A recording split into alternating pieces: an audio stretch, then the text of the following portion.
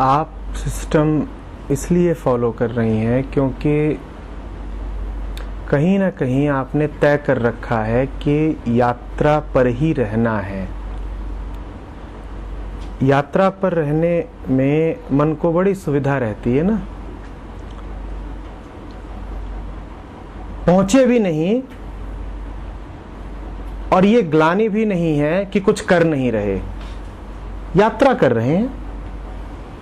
पहुंच जाने में तो मन को बड़ा खतरा है, पहुंच गए तो विसर्जित होना पड़ेगा। रुके रहने में भी मन को बड़ा खतरा है। नैतिकता कहती अरे तुम कुछ कर ही नहीं रहे, अरे तुम कुछ नहीं कर रहे, निखट्टू, थोड़ा हिलो थोड़ा डुलो। बड़ी बड़ी बातें की गई हैं, परम, आत्मा, मोक्ष, निर्वाण। अरे जरा हिलो, प्राप्त करो उसको। तो मन बढ़िया सा एक तरीका निकालता है, यात्रा, सिस्टम, मेथड, वे, पंथ, तरीका, विधि। उसमें मन को बड़ी सुविधा है। हम यात्रा कर रहे हैं। तुम यात्रा कब नहीं कर रहे थे? कोई ऐसा क्षण रहा है तुम्हारी अनंतता में जब तुम यात्रा पर नहीं थे? कोई अर्थ है ये कहने का कि हम यात्रा पर हैं?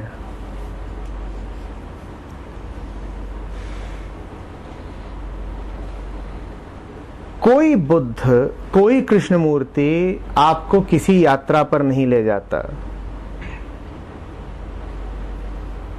कोई शब्द आपको इसलिए नहीं दिया जाता कि आप उस शब्द के पीछे पीछे चलें।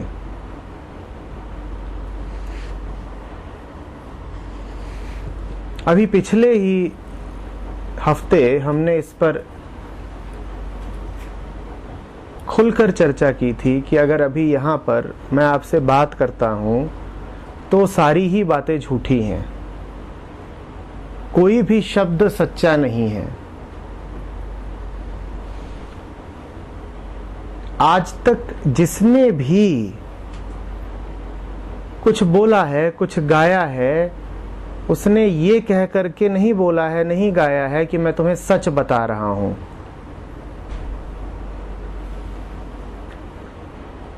यकीन जानिए, जितना कुछ आपसे कहा है उसमें से कुछ भी सच नहीं है।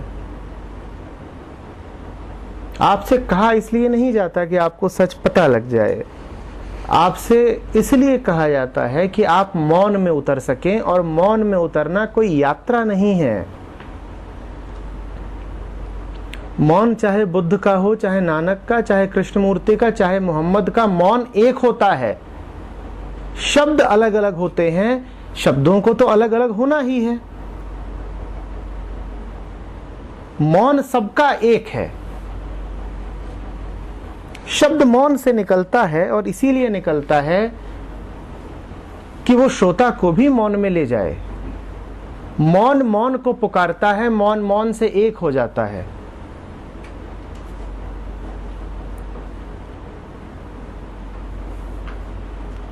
कृष्ण मूर्ति के, नानक के शब्दों में आपको अंतर दिख रहा है? दिखना ही चाहिए, शब्दों में तो अंतर है ही।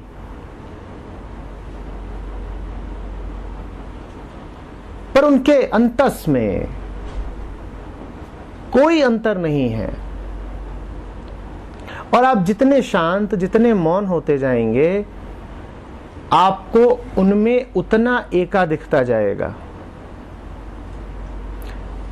एक पंक्ति नहीं है नानक की, एक पंक्ति नहीं है पूरे ग्रंथ साहब में जिसके समकक्ष जिद्दू कृष्णमूर्ति का कोई वक्तव्य ना हो। मैं दावे के साथ कह रहा हूं, आप कोई पंक्ति लेकर के आइए, कोई पौड़ी लेकर के आइए, कोई सूत्र लेकर के आइए, मैं आपको ठीक वही वक्तव्य कृष्णमूर्ति का दिखा दूंगा। हां, समझना पड़ेगा, भाषा बड़ी अलग अलग हो सकती है, उनमें बैठना पड़ेगा, मौन होना पड़ेगा, फिर समझ में आ जाएगा। कृष्णमूर्ति का मौन आपको अपने मौन में ही समझ में आएगा। जिस किसी ने जाना है उसने कभी और कुछ कहा ही नहीं। आप ये तो छोड़िए कि दो अलग अलग लोग दो अलग अलग बातें बोल रहे हैं, मैं कह रहा हूं एक आदमी भी जो बहुत सारी बात बोलता है उसमें बस एक बात रहती है और वो एक बात भी शून्य हो जानी है। कोई दो है क्या कहने के लिए? जब दो है नहीं तो दो की बात कैसे होगी? पर नहीं, मन को उलझने बहुत प्यारी हैं, तो आप उलझे रहना चाहते हो, तो इस कारण आप इतनी बातें करते हो, इस कारण आप लंबे सवाल लिखते हो, इस कारण आप उलझे उलझे वक्तव्य देते हो, और इसी कारण आप यहां तब उपस्थित नहीं होते हो जब आपके ही प्रश्न का समाधान किया जा रहा होता है। आप अगर यहां 7 दिन पहले उपस्थित होते तो आज आपको ये पूछने की आवश्यकता नहीं पड़ती। तो आप देखो मन की चाल, जहां समाधान है वहां से भागता है, जहां उलझन है उसको लपेटे हुए है।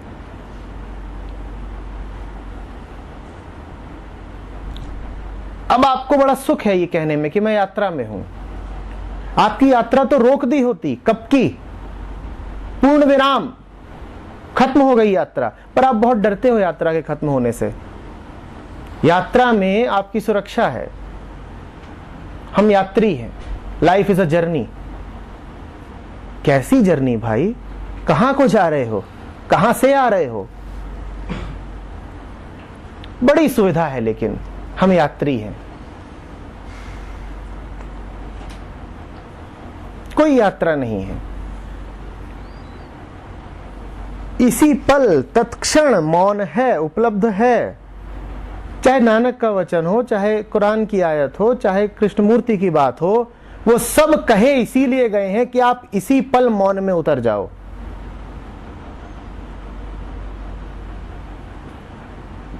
कोई भी जो आपका शुभेच्छु हुआ है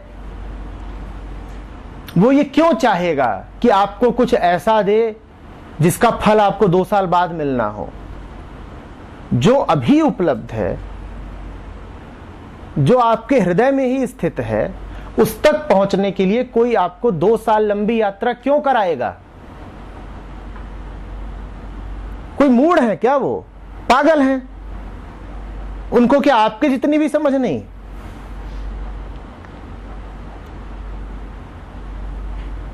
पर नहीं, हम वो होने ही नहीं देना चाहते जो होने के लिए तैयार खड़ा है।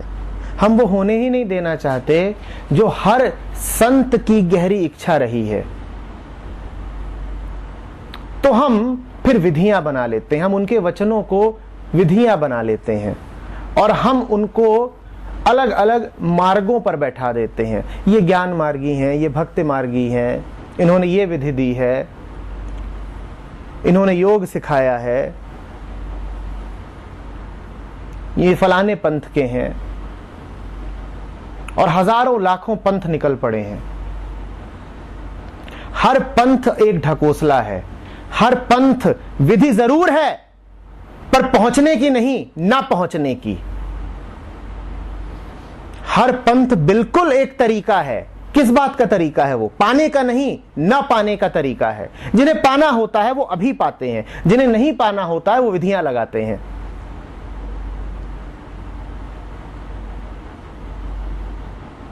मैं अभी आपसे कुछ कह रहा हूं तो इसलिए थोड़ा ही कह रहा हूं कि मैंने आपसे जो कहा वो विधि बन जाए। मैं आपसे कह रहा हूं पूरे अभी मेरे साथ हो लो, अभी शांत हो जाओगे। मैं कह रहा था अभी कुछ रोज पहले, जिस दिन की मैं बात कर रहा था, कि ये जगह प्रयोगशाला है, क्लासरूम नहीं है। यहां ज्ञान नहीं दिया जाता, यहां करके दिखाया जाता है, प्रयोग होता है अभी, कि अभी होगा, देखो हो रहा है। और हर संत यही करता रहा है। विधियां देने में उसकी क्यों रुचि होगी?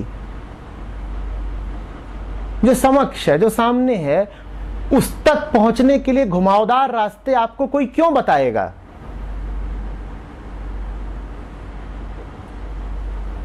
लो अभी है, चखो स्वाद।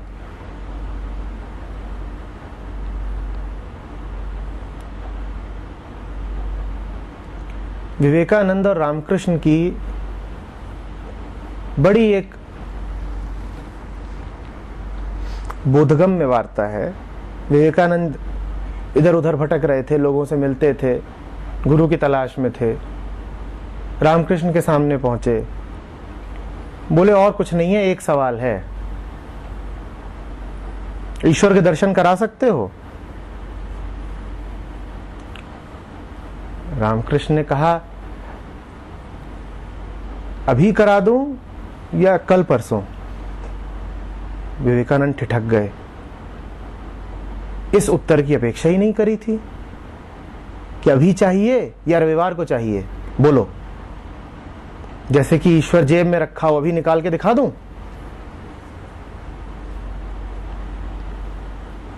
तो विवेकानंद ऐसे अटपटाए से उनके शक्ल की देखने लगे कि क्या बोल रहा है ये आदमी।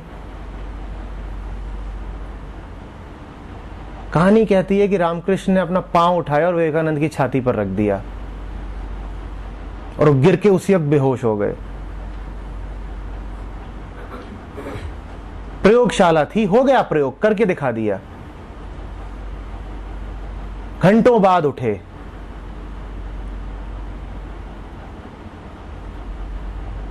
तो पांव पकड़ लिए रामकृष्ण के कि बहुत भटक रहा था, बहुत खोजा, अब छोड़ के मत जाना। रामकृष्ण ने कहा, जो तेरे इतने करीब था कि एक क्षण में मिल गया, वो तुझे छोड़ के कैसे जाएगा? तू सोच कि वो तेरे कितने पास रहा होगा कि यूं ही मिल गया, कैसे जाएगा छोड़ के? तू क्यों डरता है कि मैं तुझे छोड़ के चला जाऊंगा? नहीं जाऊंगा।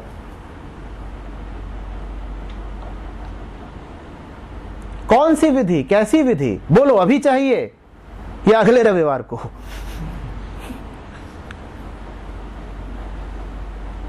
कैसे तुम्हें लग गया कि कृष्णमूर्ति और नानक अलग अलग बात बोल रहे हैं?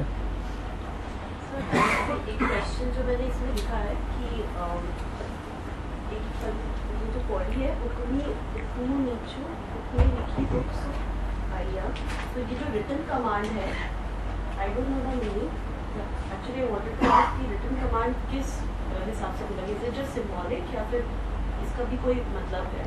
Eight the same time when I was reading Krishnamurti ji, इसमें उन्होंने लिखा है कि I am fortunate that I did never studied any scripture, I have never studied Gita, I have not studied anything. तो मतलब अब मेरे जैसे इंसान ये समझ रहा है, कॉन्ट्रडिक्टरी लग रहा है, तो मैं क्या समझूं?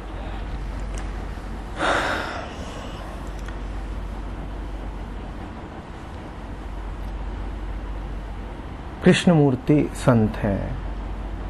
संत संसार को संसार जानता है, सत्य को सत्य जानता है और उनका आपसी संबंध भी जानता है।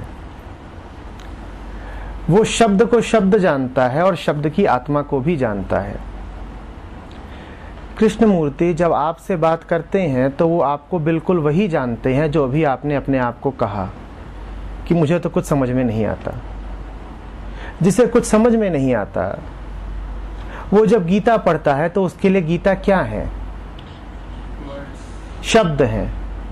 तो जब कृष्णमूर्ति आपसे बात कर रहे हैं तो कृष्णमूर्ति बिल्कुल ठीक कह रहे हैं कि उन्होंने कभी गीता नहीं पढ़ी। क्योंकि जब आप कहती हो कि आपने गीता पढ़ी है तो आपने क्या पढ़ा है? कृष्णमूर्ति ने कभी गीता नहीं पढ़ी क्योंकि उन्होंने कभी गीता के शब्दों को गौर से देखा ही नहीं। गीता के शब्द हैं ही इसलिए नहीं कि उन्हें गंभीरता से लिया जाए। उन्होंने तो उसको गंभीरता से लिया जो कृष्ण है, गीता नहीं। जो आत्मा है गीता की, कृष्णमूर्ति वहां बैठे हुए हैं। तो बिल्कुल ठीक कह रहे हैं आपसे, भूलिएगा नहीं कि किससे। जब आप गीता पढ़ते हो तो मैं आपसे कहता हूं, भूलना नहीं कि ये शब्द अर्जुन को कहे गए थे। ठीक उसी तरह जब आप कृष्णमूर्ति को पढ़ रहे हैं तो भूलिएगा नहीं कि कृष्णमूर्ति की बातें आपसे कही गई हैं। क्योंकि आपसे कही गई हैं इसीलिए उनमें पूरा संदर्भ आपके संसार का है। जब वो कहते हैं कि मैंने गीता नहीं पढ़ी तो वो कह रहे हैं कि जो गीता तुमने पढ़ी है वो मैंने कभी नहीं पढ़ी, मेरी गीता दूसरी है। समझिए बात को। आपके लिए गीता एक किताब है जिसका वजन है 450 ग्राम, जिस पर एक जिल्द चढ़ी हुई है। वो गीता कृष्णमूर्ति ने वाकई कभी नहीं पढ़ी, वो झूठ नहीं बोल रहे। उन्होंने जो पढ़ा है वो आपने पढ़ा नहीं। वो कृष्ण के साथ एक बैठे हैं, वो आप हुए नहीं। आप तो कागज का पन्ना जानते हो, कागज का पन्ना थोड़े ही है गीता, काले अक्षर थोड़े ही है गीता, आप उसको ही गीता बोलते हो। आपको गीता दिख रही है? यहां नहीं दिख रही ना। आपको गीता कब दिखाई देती है? जब आपके सामने कुछ कागज और कुछ स्याही रख दी जाए। कागज और स्याही है गीता। आप तो कागज और स्याही को ही बोले पड़े हो गीता। नहीं, कृष्णमूर्ति ने वो गीता कभी नहीं पढ़ी। बिल्कुल झूठ बोल रहे हैं। कागज और स्याही तो झूठ ही है। कौन सा शब्द सच होता है? लाओत्जू ने पहली बात कही है यही, the truth that has been expressed in words is no more the truth. तो बिल्कुल ठीक तो कह रहे हैं, बिल्कुल ठीक कह रहे हैं। इसमें आपको क्या नहीं समझ में आ रहा? फिर ये रिटन कमांड क्या है जो लिखने में लगेगा? कौन सी कमांड हो सकती है? एकमात्र हुक्म कौन सा हो सकता है? कृष्णमूर्ति सरेंडर शब्द का बहुत प्रयोग करते हैं। किसके समक्ष सरेंडर? जहां समर्पण है उसी का हुक्म है। बात सीधी है, उसमें भेद कहां है? कृष्णमूर्ति बिल्कुल ठीक स्क्रिप्चर्स की बात नहीं करते, पर क्या सरेंडरिंग की बात भी नहीं करते? सरेंडरिंग की तो खूब करते हैं ना। गुरु की बात नहीं करते, पर समर्पण की बात कर रहे हैं। बिल्कुल ठीक है, छोड़ो गुरु को।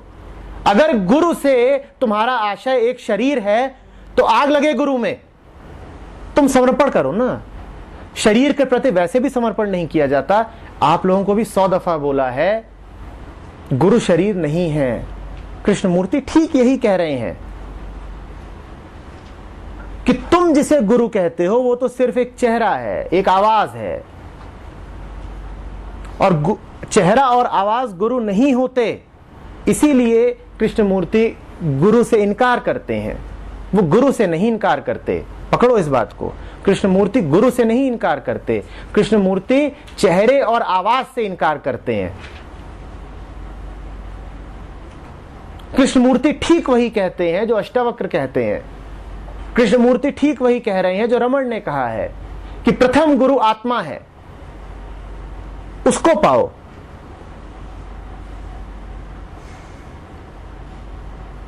कोई भेद नहीं है। भेद आ कहां से जाएगा?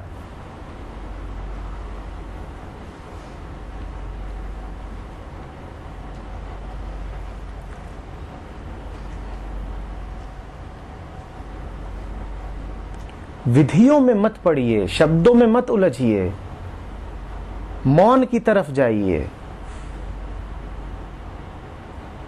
और विधियां सबसे खतरनाक तरीका है न पाने का, भूलिएगा नहीं।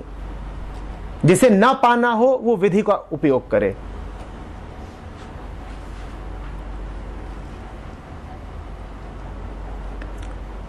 विधि भी इसीलिए होती है कि वो जल्दी से खत्म हो जाए।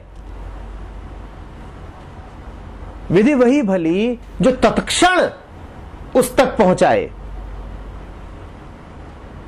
पर हमें तो यात्री रहना है। अभी हमारी यात्रा चल रही है, अभी हम विधि का पालन कर रहे हैं। क्यों करे जा रहे हो भाई?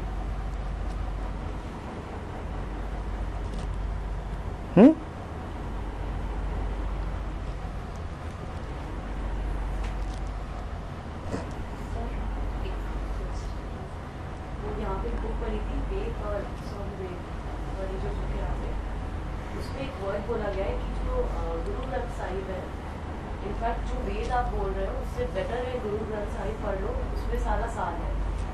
यहाँ पे सर एक क्वेश्चन और लिखा था लिखने में कि कर्मी कावे आवे कपड़ा नगरी मुखु दुआरू, by the karma of past actions the robe of this physical body is obtained by his grace the gate of liberation is found।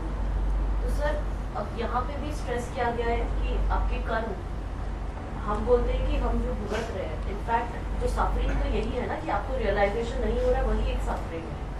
और अगर यही है तो मतलब जो भी कर्म का फल है वही आप एक्सपेक्ट मत करो, मिलना तो आज ही है, इसी वक्त है। तो अब फिर यहाँ पे कर्म के ऊपर भी स्ट्रेस दिया जा रहा है, पास्ट लाइफ के ऊपर भी स्ट्रेस दिया जा रहा है, एंड तो फिर इसका कैसे मतलब समझे? किसको फल मिलना है? जिसको तत्क्षण मिल सकता है उसे तत्क्षण मिल जाता है, और जो समय में है उसे समय में मिलेगा। तो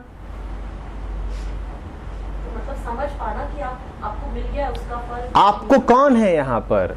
आपका ये कहना है कि एक तरफ तो हम कहते हैं कि कर्म फल तत्काल मिलता है, दूसरी ओर ये कहा जा रहा है कि तुम जो भुगत रहे हो वो पुराने कर्मों की वजह से है। तो पुराने कर्मों की बात कहां से आ गई? कर्म फल तो तत्काल मिलना चाहिए। जिसे तत्काल मिल सकता है उसे तत्काल मिल जाता है, जिसे समय में ही मिलना है उसे समय में ही मिलेगा। भाई,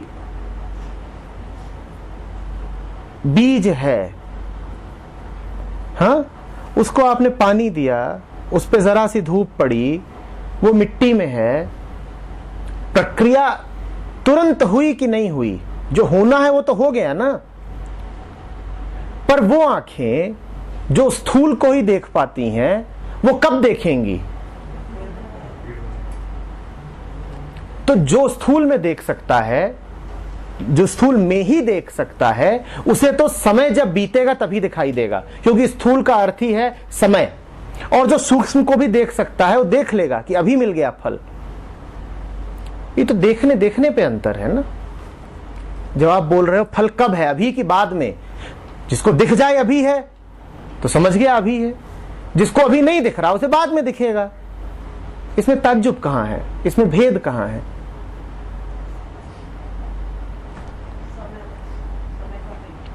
दृष्टि का फेर है। दृष्टि जितनी सूक्ष्म होगी आपको उतना समझ में आएगा कि अभी फल मिल गया, और दृष्टि जितनी भोथरी होगी, ब्लंट, उतना आपको बाद में समझ में आएगा। पर भूलिएगा नहीं, आपकी दृष्टि जितनी धुंधली है उतनी तो ज्यादा सजा आपको मिली ही जा रही है।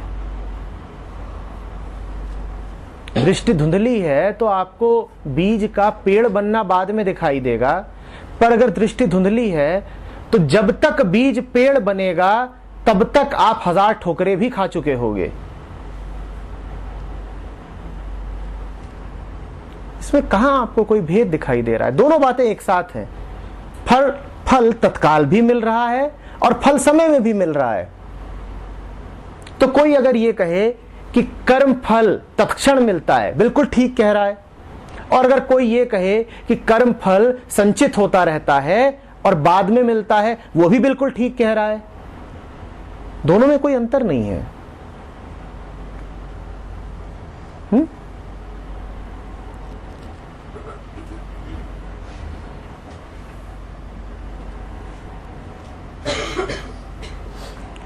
देखिए, अक्सर अंतर बस इस बात में होता है कि किससे बात बोली गई है।